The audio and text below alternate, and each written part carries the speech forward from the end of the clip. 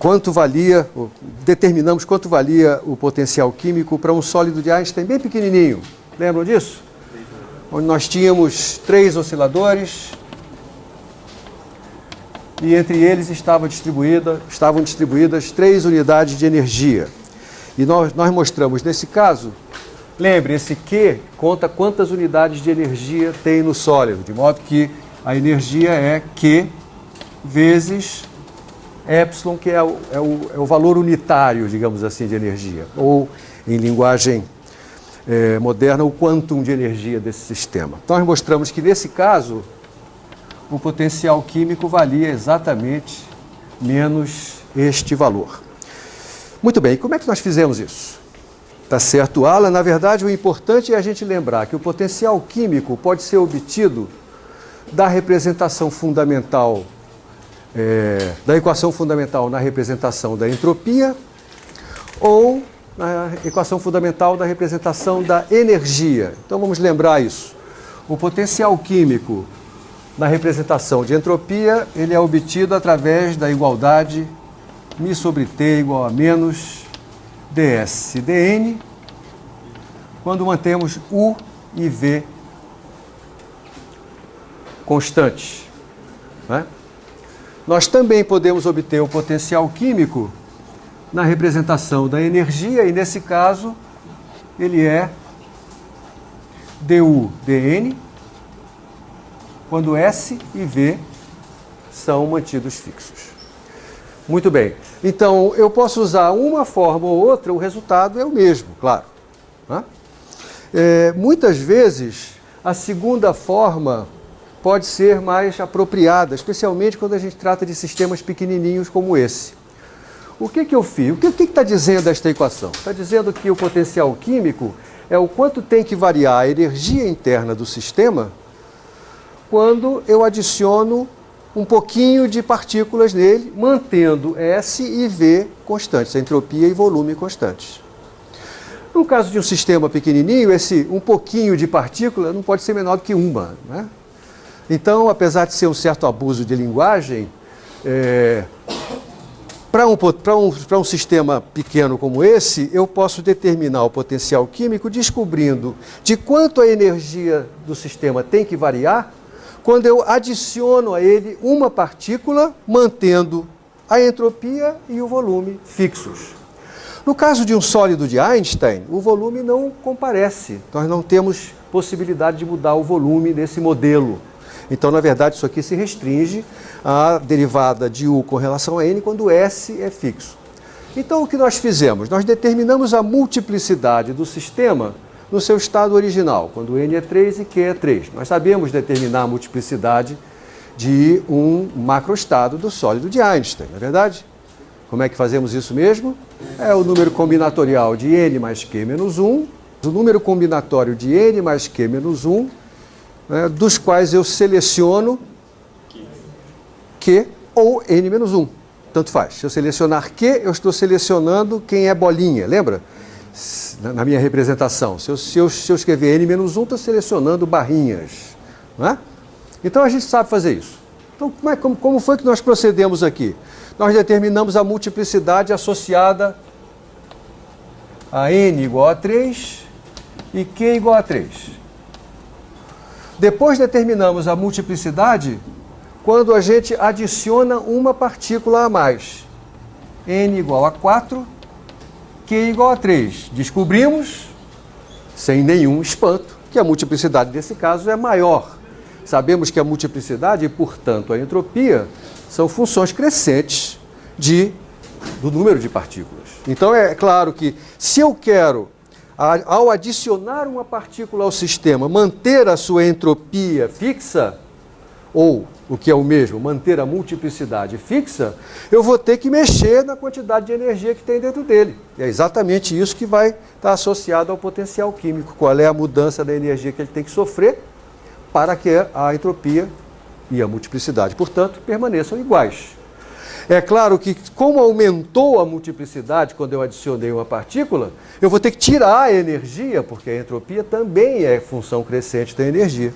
Aí eu vi que tirando uma unidade de energia, ou seja, quando eu fazia Q igual a 2, eu recuperava a mesma multiplicidade do caso original. Isso está dizendo para mim que, para eu conseguir adicionar uma partícula a esse sistema sem mudar a sua entropia, isto é, sem mudar a sua multiplicidade, eu preciso retirar dele uma unidade de energia.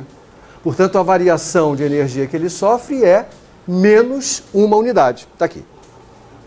Foi assim que eu procedi. Muito bem, agora, nesse exercício, eu peço para você fazer o mesmo raciocínio para um sistema um pouquinho diferente. Agora, nós temos 3 osciladores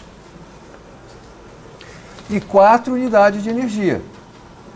Nesse caso, nós vamos ver que não vai ser possível determinar o valor do potencial químico, mas o que eu lhe peço não é exatamente esse valor. Eu só quero que você descubra se ele é maior ou menor do que aquele menos epsilon que a gente descobriu no caso anterior. E nós vamos ver, inclusive, por que é que a gente não vai conseguir determinar exatamente o valor. Não deve ser surpresa nenhuma, isso aqui é uma derivada, né? Supondo que a variação no número de partículas é muito menor do que o número de partículas, de modo que eu possa considerar isso um infinitésimo. Se eu estou falando de um sistema que tem 3 ou 4 partículas, não faz sentido isso. Então, só em alguns casos é que eu vou conseguir chegar a um valor. Então, vamos ver. Quando calculamos a multiplicidade desse sistema aqui, aliás, nós já fizemos isso, nós vamos obter, vamos lá, número combinatório de n mais q menos 1, dá 4 mais 3, 7 menos 1, 6. Quando eu escolho dois desses, né? N menos 1, 2. Então é fatorial de 6 sobre fatorial de 2, é isso. O resultado disso vai ser fatorial de 6 sobre fatorial de 2 vezes fatorial de 4, tá certo? Então, fatorial de 6 sobre fatorial de 4 dá 5 vezes 6 no numerador, 30. Sobre 2, 15. Tá certo? Então, isso aqui dá 15. Muito bem, agora eu vou adicionar uma partícula. Então, eu vou descobrir o que acontece com a multiplicidade quando eu adiciono uma partícula, mantendo ainda a energia fixada. Todo mundo já sabe que é claro que esse resultado vai ser maior do que aquele. Por isso, eu vou ter que retirar a energia desse sistema. Nós já sabemos disso, o potencial químico resulta ser um número negativo por causa disso, né? Então, agora fazemos a mesma conta de novo. Só que agora nós temos 4 mais 4, 8 menos o fatorial de 7, dividido pelo fatorial de 4, vezes o fatorial de 3, tá certo? Então, o fatorial de 7 dividido pelo fatorial de 4 vai dar 7 vezes 6 vezes 5.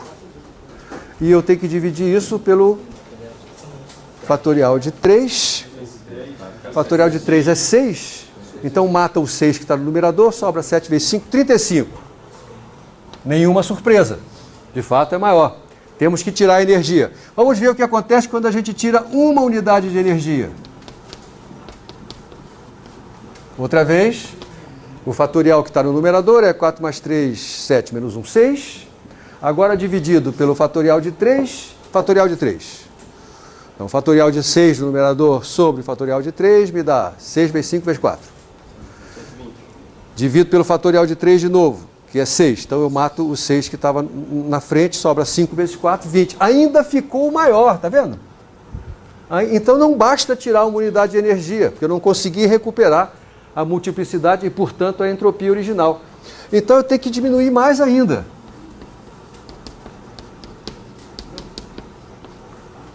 Agora nós temos 4 mais 2, 6, menos 1, 5, dividido por fatorial de 3 vezes fatorial de 2, fatorial de 5 sobre fatorial de 3 dá 5 vezes 4, 20, dividido pelo fatorial de 2 dá 10.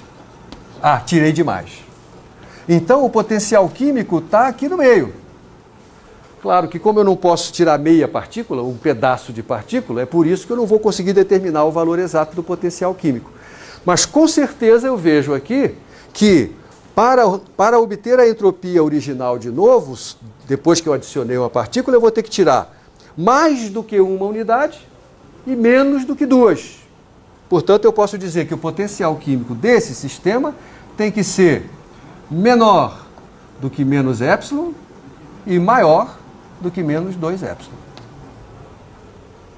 Certo? Então, nesses casos, a gente só pode obter uma relação de uma desigualdade, perdão, que é exatamente o que eu digo aqui, como se compara agora seu potencial químico com o do caso anterior.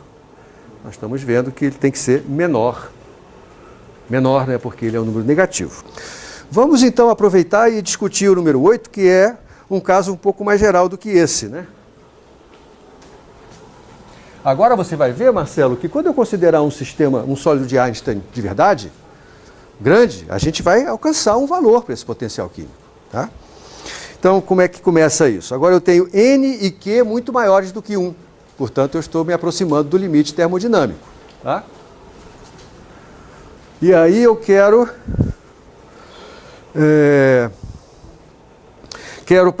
partindo do resultado obtido num problema anterior, que é o problema 10 da lista 4. No problema 10 da lista 4, nós tínhamos concluído que a multiplicidade de um sólido de Einstein em geral, era dada aproximadamente pela conta Q mais N sobre Q elevado a Q. Isso foi algo que nós provamos no exercício anterior. E daí a gente obteve um resultado para a entropia. Então, a entropia, isso a gente fez na aula passada, né? Alguém tem o resultado aí ou eu preciso fazer de novo? Tem que tomar o logaritmo disso, né? K vezes o logaritmo. Isso aqui, K log de... Aí tem uma manipulação aqui no meio, Marcelo, que eu não estou querendo repetir. E o resultado é K que multiplica menos.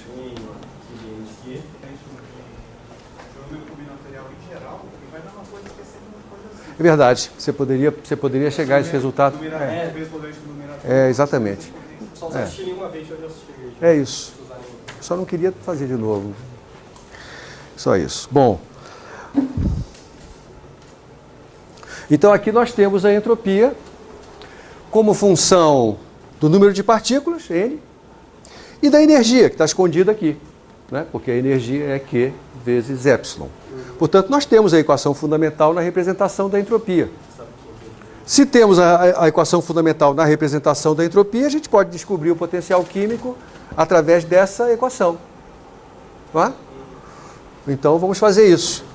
Então, o potencial químico será menos T, derivada dessa entropia com relação ao número de partículas.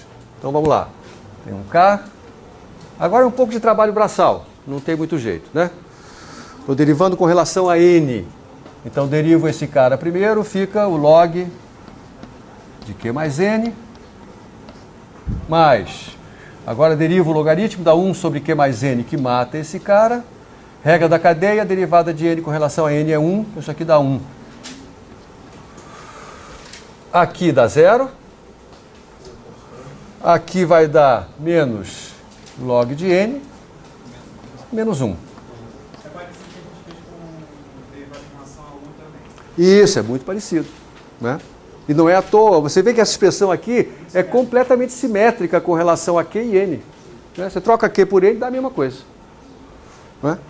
Aqui você tem, então, como resultado, que o potencial químico é menos KT, log, eu vou escrever ele de um jeito mais simplesinho, de Q mais N sobre N, ou ainda, log de 1 mais Q sobre N. Viu, Marcelo, como é direto? Eu obtive o número, tá certo? Aqui não tem nenhum problema. Né? Substitua Q e N pelos seus valores, CREL, está aí o potencial químico sem ambiguidade. Né? Porque eu estou tratando de um sistema macroscópico, portanto, essa derivada faz sentido. É que ali a derivada não é bem uma derivada. Aqui, quando eu resolvi esse problema para um sistema pequenininho, o que eu tomei aqui foi um delta U dividido por um delta N. Né? E o delta N só podia ser 1, no mínimo. É isso. Agora a gente quer estudar o comportamento desse resultado em dois limites. Isso aqui foi o item A, né? Em dois limites. Vamos lá. O limite de... Sei lá, escolha um aí. O limite de baixa temperatura, que é esse aqui. Por que esse aqui é o limite de baixa temperatura, hein? Que é baixo que é energia. Q representa a energia, né? Então, baixa temperatura significa que a quantidade de energia por partícula é pequena.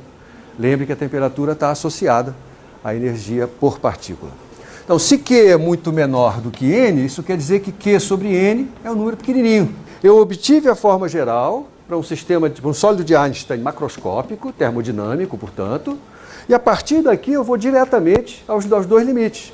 Claro, a gente já fez esse exercício, na verdade, sem obter o potencial químico na ocasião, não é? Quando a gente estudou o sólido de Einstein no limite de alta temperatura, lembra? Tivemos a multiplicidade, a entropia, pereré, e de baixa temperatura. Na verdade, eu estou repetindo alguma coisa, só que agora eu estou focalizando o potencial químico e não as outras coisas que a gente obteve naquela ocasião.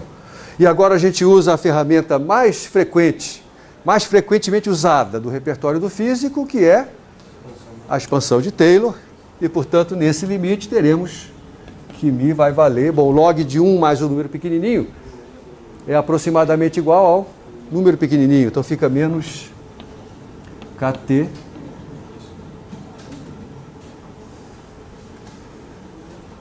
Q sobre N. Qual é a dimensão desse resultado? Não é energia ao quadrado, Caio, porque Q é um número. A energia, na verdade, é Q vezes epsilon. Quem tem dimensão aqui é o epsilon, não é o Q. Mas eu fiz de propósito para você cair mesmo, né? Senão não tem graça. Alguém tem que cair, né? Então ficou... Veja, isso aqui são dois números puros. KT tem dimensão de energia, Marcelo, né? Observa Q sobre N muito pequenininho, você tem um potencial químico muito pequeno mesmo, né? Ele é, em unidades de KT, ele é muito menor do que 1. Outra maneira de eu dizer isso é que a multiplicidade desse sistema, quando eu acrescento uma partícula a mais, ela cresce menos do que a unidade. Lembra que a gente mostrou que uma aproximação de ordem zero para a entropia era você multiplicar o número de partículas por K? O que quer dizer que a entropia adimensional é da ordem do número de partículas?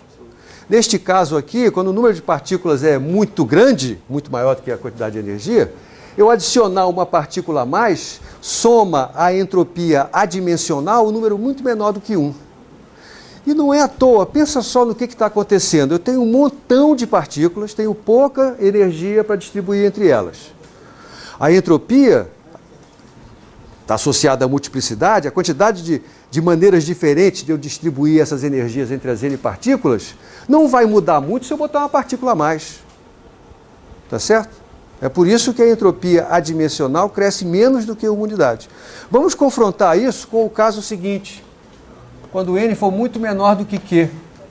Pensa só na multiplicidade outra vez. Agora eu tenho um número pequeno de partículas e muita energia. Quando eu boto mais uma partícula, eu vou aumentar proporcionalmente muito o número de maneiras diferentes que eu tenho de organizar esse sistema. Então é razoável esperar que a multiplicidade, portanto a entropia, cresça bastante nesse caso, quando eu somo uma partícula só, né? E veja, o potencial químico está associado ao quanto muda a entropia quando eu boto uma partícula só sem mexer na energia, né? Então vamos só fazer, nesse caso não tem muito o que fazer, porque Q sobre N, isso aqui quer dizer que Q sobre N é um número muito grande. Infelizmente eu não consigo me livrar do logaritmo nesse caso, mas eu me livro do número 1 que está aqui, né? Então eu fico com μ igual a menos kT log de Q sobre N. Que, veja de novo, μ em unidades de kT é o logaritmo de um número grande. Tá certo? O logaritmo de um número grande, um número muito grande, um número grande. É maior do que 1, isso aqui interessa, isso aqui é maior do que 1. Portanto, a variação de entropia provocada pelo acréscimo de uma partícula é maior em unidades adimensionais do que 1. Aqui era menor do que 1. Tá certo?